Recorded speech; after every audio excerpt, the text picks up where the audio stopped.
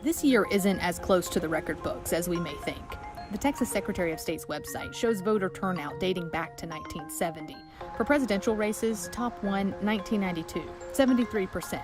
President George H.W. Bush on the ballot. This year, as of now, 65% of Texas voted. But the ballots are still being counted, and this number is likely to change, says the Secretary of State's office.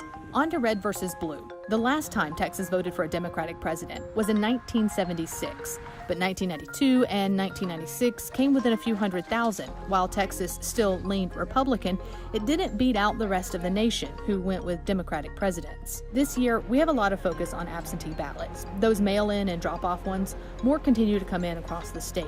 The idea started back in 1925. Back when the state also had a poll tax, which disenfranchised everyone who wasn't white. When I was secretary, I would frequently get asked, what is it that we need to do to reach out to the Hispanic community? Carlos Cascos was a Democrat for many years, turned Republican as a county judge in the Rio Grande Valley, then served as Texas Secretary of State for 2 years. My response was, nothing. When you start going out of your way, what you're doing is you are segregating and implying that for some reason we need to be pandered to. The focus on demographics seemed to be part of many election conversations.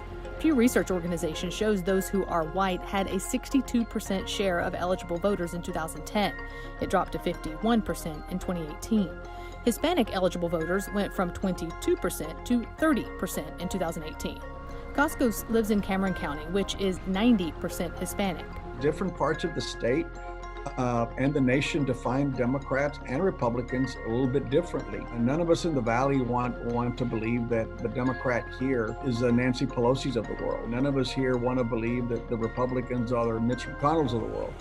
As we get closer to certifying the votes, we'll know more about who votes, where, and for whom.